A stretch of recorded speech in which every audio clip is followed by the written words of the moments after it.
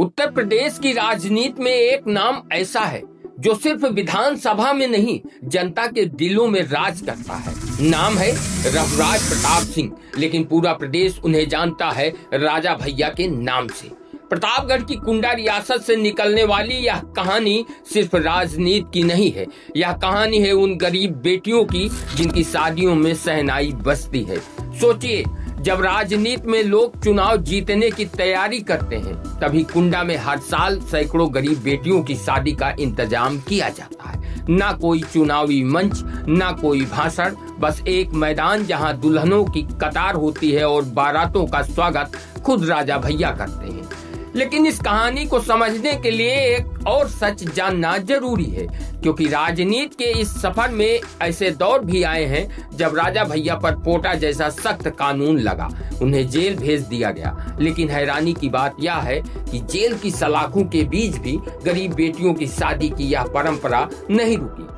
तो आखिर क्या है यह कहानी, कैसे शुरू हुआ यह सफर, कैसे 11 शादियों से बढ़कर 101 तक पहुंचा, और क्यों कुंडा में आज भी लोग कहते हैं राजा भैया सिर्फ नेता नहीं, एक जननायक है जो जनता के दिलों में राज करता है।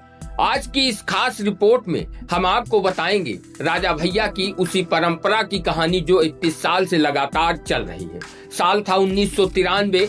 कुंडा में एक फैसला लिया गया। राजा भैया ने तय किया कि गरीब परिवारों की बेटियों की शादी अब सिर्फ उनकी समस्या नहीं होगी, समाज भी जिम्मेदारी उठाएगा। और इसी सोच के साथ शुरू हुआ सामूहिक विवाह समारोह। पहले साल सिर्फ 11 जोड़ों की शादी कराई गई, लेकिन शायद उस समय किसी ने नहीं सोचा होगा कि यह आयोजन एक दिन पूरे इलाके की पहचान बन जाएगा। समय बीतता गया, लोगों का भरोसा बढ़ता गया और धीरे धीरे यह आयोजन बढ़कर 101 जोड़ों के सामूहिक विवाह तक पहुंच गया। आज हर साल कुंडा के बजरंग महाविद्यालय का मैदान एक विशाल विवाह स्थल में बदल जाता है, जहां सैकड़ों दुल्हन लाल जोड़े में सजी होती हैं और हर तरफ शहनाइयों की आवाज गूंजती है। इस आयोजन की सबसे खास बात क्या है? यह सिर्फ शादी नहीं, यह सर्वधर्म सद्भाव की मिसाल भी है। एक ही मंच पर हिंदू बेटियों का विवाह पूरे वैदिक मंत्रों के साथ होता है और उसी मंच पर मुस्लिम बेटियों का निकाह उनकी धार्मिक परंपराओं के अनुसार कराया जाता है। यानी एक तरफ पंडित और दूसरी तरफ काजी, और यही तस्वीर इस आयोजन को खास बना देती। इस कार्यक्रम में सिर्फ शादी नहीं कराई जाती, हर नवविवाहित जोड़े को राजा भैया की ओर से दिया जाता है बर्तन, कपड़े, बिस्तर, गहने और गृहस्थी का पूरा सामान, ताकि जिस बेटी की शादी हो रही है वह अपने नए जीवन की शुरुआत बिना किसी चिंता के कर सके। लेकिन इस कहानी का एक दूसरा पहलू भी है। उत्तर प्रदेश की राजनीति में एक समय ऐसा आया जब राजा भैया पर पोटा कानून लगाया गया। वह दौर था जब प्रदेश में मायावती की सरकार थी। राजा भैया को गिरफ्तार किया गया, उन्हें जेल भेज दिया गया। राजनीतिक लड़ाई अपने सबसे कठिन मोड़ पर थी।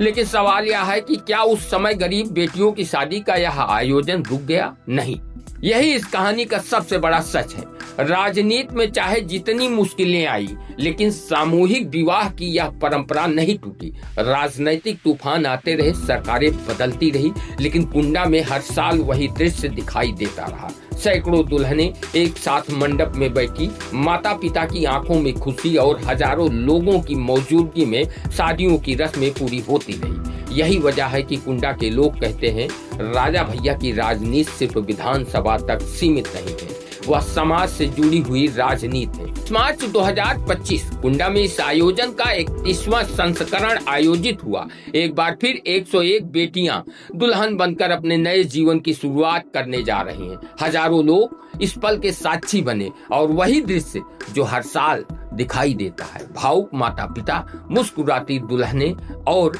शहनाइयों से गूंजता पूरा मैदान। राजनीति में नेताओं की पहचान अक्सर सत्ता से होती है, लेकिन कुंडा में एक पहचान ऐसी भी है जो 31 साल से बेटियों की शादियों से जुड़ी हुई है। राजनीतिक विवाद आए, जेल भी देखा, पोटा जैसा कानून भी झेला, लेकिन एक परंपरा नहीं टूटी। गरीब बेटियों की शादी का यह सिलसिला आज भी जारी है। और शायद यही वजह है कि कुंडा में लोग कहते हैं कि राजा भैया सिर्फ नेता नहीं, एक जननायक है। अब सवाल आपसे है, क्या देश के बाकी हिस्सों में भी ऐसी पहल होनी चाहिए? अपनी राय जरूर बताइए, क्योंकि यह कहानी सिर्फ एक नेता की नहीं, यह कहानी है उन बेटियों की जिनके घर में हर साल शहनाई बजती है और इस शादी की गारंटी राजा भैया होते हैं। अक्सर समाज द्वारा की गई शादियां टूट जाती हैं, लेकिन राजा भैया द्वारा कराई गई शादियां नहीं टूटती।